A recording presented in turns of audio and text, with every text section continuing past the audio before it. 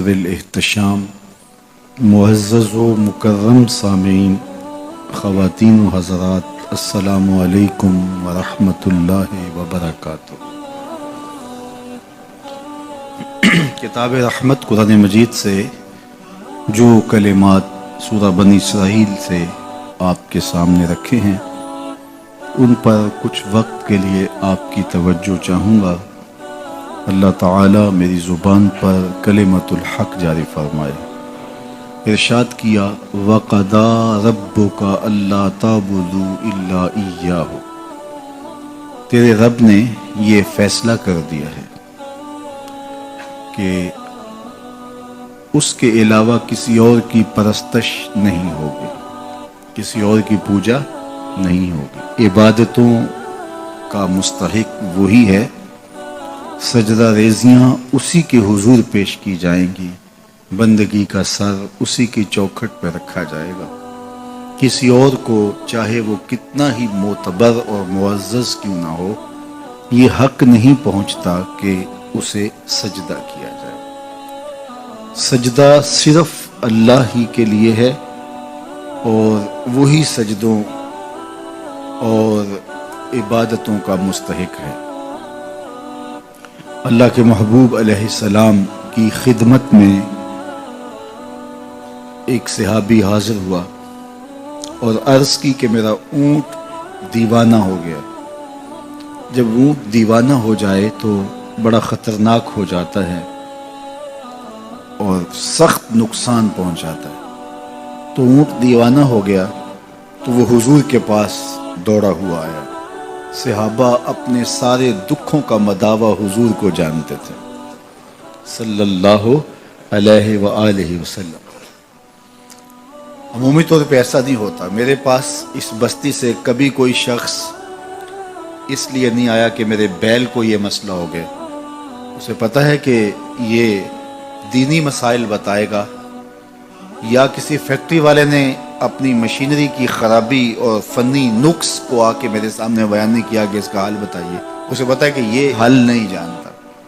تو مجھے لوگ مسائل ہی پوچھتے ہیں، لیکن صحابہ حضور کو ہر بات پوچھتے تھے۔ وہ سمجھتے تھے سارے دکھوں کا مداوع حضور ہے، سب مرضوں کا علاج حضور کی چوکھٹ سے ملتا ہے، ہر پریشانی کا حل اسی دہلیز سے دستیاب ہوتا ہے۔ تو کہا میرا اونٹ دیوانہ ہو گیا، تو آقا کریم نے یہ نہیں کہا کہ یہ میرا مسئلہ تو نہیں ہے، فرمایا چلو میں تمہارے ساتھ چلتا ہوں۔ مدینہ المنورہ میں آج بھی وہ کلچر موجود ہے کہ جو باغ ہوتے ہیں ان کے گرد چار دیواری ہوتی ہے۔ اس زمانے میں بھی تھا اور آج بھی۔ آپ جائیں شہر حبیب میں، اللہ آپ کو بار بار نصیب کرے۔ جو گئے ہیں وہ بار بار جائیں، جو نہیں گئے وہ جلد جائیں اور اڑ کے مدینے چلے جائیں۔ سچی بات ہے، جس نے مدینہ نہیں دیکھا اس نے کچھ بھی نہیں دیکھا۔ جنوں ویکھ کے اکھیاں ٹھر دیاں نے، جنوں ویکھ کے اکھیاں ٹھر دیاں نے، جنوں ویکھ کے ٹھردا سینہ ہے، ربا تیری ساری خدائی بچوں بس اکو شہر مدینہ۔ تو جو گئے ہیں انہوں نے دیکھا ہے، جو نہیں گئے وہ جلد جائیں اور وہ اپنی آنکھوں سے دیکھیں کہ آج بھی وہاں جو باغات ہیں ان کے گرد چار دیواریاں ہیں۔ تو اس زمانے میں بھی ایسا تھا، تو پھاٹک بند کر کے اونٹ کو وہاں بند کر کے تو وہ حضور کے پاس اس کا حل پوچھنے آئے تھے۔ تو میرے آقا کریم علیہ السلام نے فرمایا چلو میں چلتا ہوں۔ جب گئے دروازہ کھولا تو حضور اندر تشریف لے گئے، تو وہ اونٹ دوسرے کونے میں تھا، دوڑتا ہوا حضور کی جانب آنے لگا۔ صحابہ فرماتے ہم ڈر گئے کہ اونٹ ہے اور پھر ہے بھی دیوانہ، تو کہیں حضور کو غضب نہ پہنچا دے۔ لیکن وہ جب قریب آیا تو اس نے اپنی پیشانی حضور کے قدموں میں رکھ دی، وہ سجدہ ریز ہو گیا۔ تو اس نے حضور سے کچھ بات کی، تو آقا کریم نے اس کے مالک سے کہا کہ یہ شکایت کرتا ہے کہ چارہ کم دیتے ہیں، بوجھ زیادہ ڈالتے ہیں۔ اب اس میں بہت سارے پہلو ہیں بیان کرنے کے، لیکن جو میں اپنے مضمون کی طرف آپ کو لانا چاہتا ہوں وہ یہ ہے کہ حضور علیہ السلام کے سامنے جب وہ اونٹ سجدہ ریز ہوا تو صحابہ نے حضور کی خدمت میں عرض کی نحنو احق ان نسجد للنبی صلی اللہ علیہ وسلم، حضور ہمارا جی چاہتا ہے کہ ہم آپ کے سامنے سجدہ ریز ہوں، ہمارا زیادہ حق ہے۔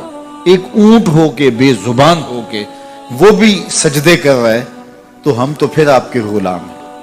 اعلیٰ حضرت بولے سامنے وہ جلوائے نو بہار، سامنے وہ جلوائے نو بہار، سجدے کو ہے دل بے قرار، سجدے کو ہے دل بے قرار، روکیے سر کو روکیے، ہاں یہی تو امتحان ہے۔ تو بے قراری تو پیدا ہوئی، اللہ اکبر۔ تو کہا کہ حضور جی چاہتا ہے کہ ہم آپ کو سجدہ کریں۔ تو آقا کریم نے کیا جواب دیا؟ فرمایا اگر میری شریعت میں سجدہ روا ہوتا، جائز ہوتا، تو میں بیوی کو حکم دیتا کہ وہ شوہر کو سجدہ کرے، لیکن اللہ کے علاوہ کسی اور کے لیے سجدہ جائز نہیں ہے۔ سجدہ تعبدی، عبادت کا سجدہ تو کبھی بھی کسی کے لیے جائز نہیں ہوا، پچھلی شریعتوں میں بھی کبھی جائز نہیں ہوا، تو حضور کی شریعت میں بھی جائز نہیں، وہ تو صرف اللہ کے لیے ہی کیا جاتا ہے۔ اور اگر اللہ کے علاوہ کسی اور کے لیے سجدہ تعبدی کیا جائے گا تو شرک ہوگا۔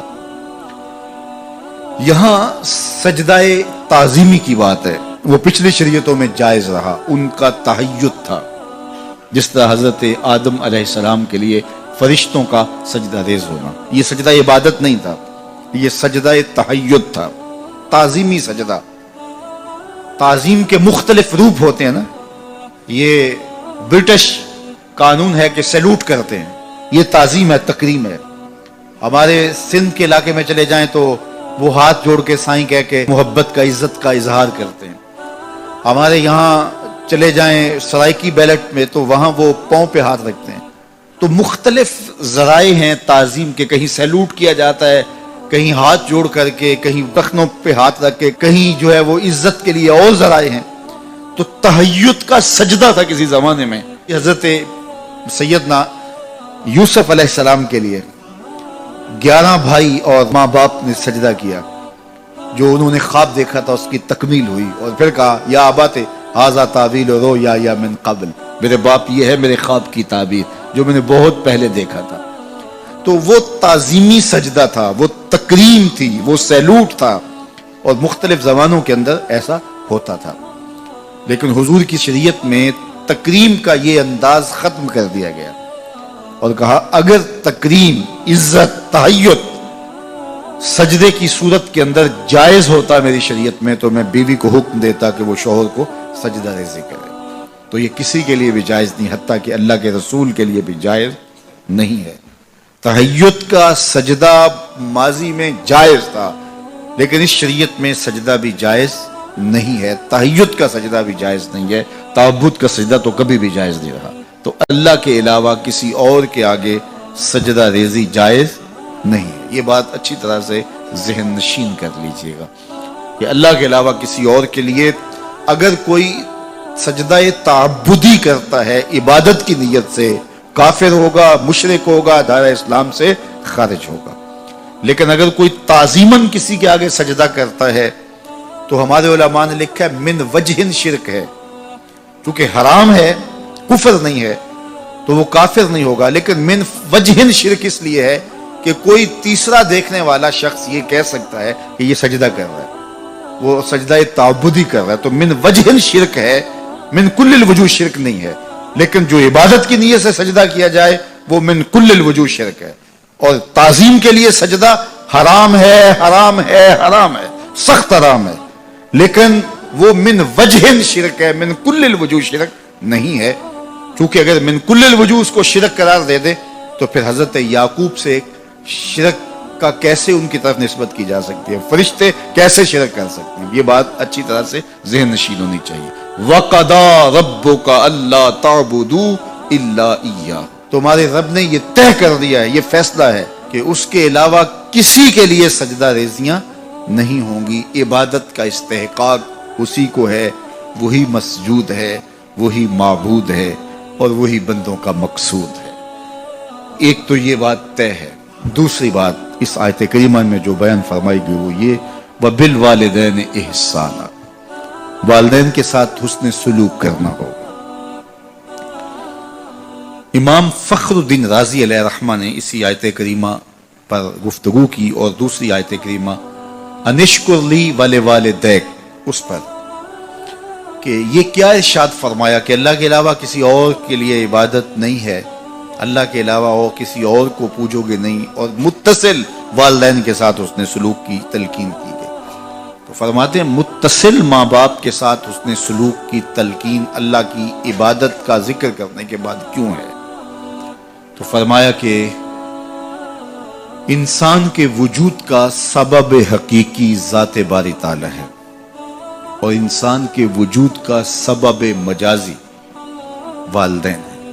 اس لیے سبب حقیقی کے حقوق کو بیان کرنے کے بعد متصل سبب مجازی کے حقوق کو بیان کیا اور کہا والدین کے ساتھ حسن سلوک کرو گے، بالخصوص جب والدین بوڑھے ہو جائیں تو ان کے ساتھ حسن سلوک کی تلقین بہت زیادہ کی گئی، چونکہ والدین جب بوڑھے ہو جاتے ہیں اور اولاد معاملات کو سنبھالنے لگتی ہے تو ان کے اختیارات جب سمٹنے لگتے ہیں تو سعادت مند اولاد سب کچھ سنبھالنے کے باوجود بھی اور سارے معاملات اپنے ہاتھ میں لینے کے باوجود بھی والدین کو اس طرح حاکم بنائے رکھتے ہیں کہ کوئی بات ان کے پوچھے بغیر کرتے نہیں ہیں۔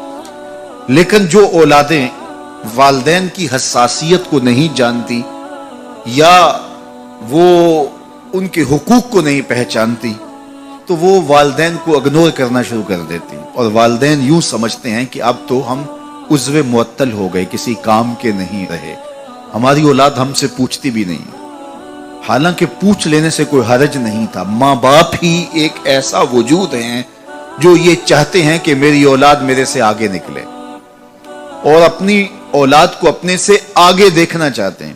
ماں باپ کی مثال اس درخت کی طرح ہے جو دھوپ اپنے بدن کے اوپر لیتا ہے اور پتوں میں جذب کرتا ہے اور نیچے بیٹھنے والوں کو چھاؤں فراہم کرتا ہے، پھل اس کے اوپر لگتا ہے، خود نہیں کھاتا، اوروں کے لیے پھل دیتا ہے۔ والدین جو کمائی کرتے ہیں، محنت کرتے ہیں، تگوتاز کرتے ہیں، جدوجہد کرتے ہیں، وہ اولاد کے لیے ہوتی ہے، اور اولاد جب سمجھدار ہو جائے اور جب وہ معاملات کو سنبھالنے لگ جائے تو اس کو چاہیے کہ والدین کو اگنور نہ کرے۔